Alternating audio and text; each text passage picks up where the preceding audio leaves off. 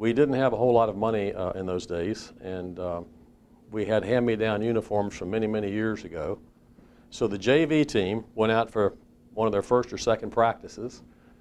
We had uniforms that were way too big for us for the most part. I specifically remember this very small boy at the time, not very tall, very thin, had shoulder pads down to about his elbows. His pants went down to his ankles, so his knee pads became almost like ankle pads.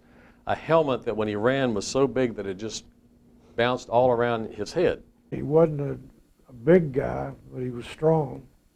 He was 125 pounds soaking wet. Billy was all about the team. He was a teammate first. He wasn't an individual star, but he was very, very good. I mean, he was quick. He was fast. If he hit you, you knew you'd been hit. He was really tough, and I think that's why Coach Arbogast put him as guard, because he was small, and that a guard's position on a football team is generally a larger person. But Billy was so quick, and he hit with a tremendous amount of power. But he was mud from the bottom of his feet to the top of his head, just laced in mud. And what I remember so much, he just looked at me and smiled. He said, "We having fun yet?" Okay. And those things that we learned under Coach Arbogast or any of the coaches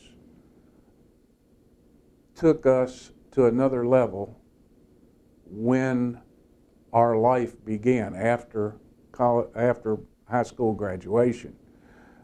It gave you a toughness. It gave you a never die attitude. And it was that carried some of us through some hard times. And some of us,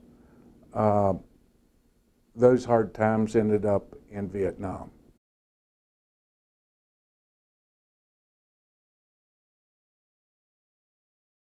I was 19 years old.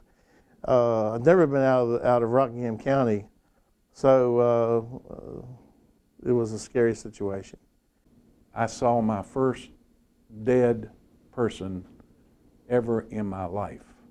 I had never been to a funeral, ever saw anybody dead in my family, nothing. I grew up that day.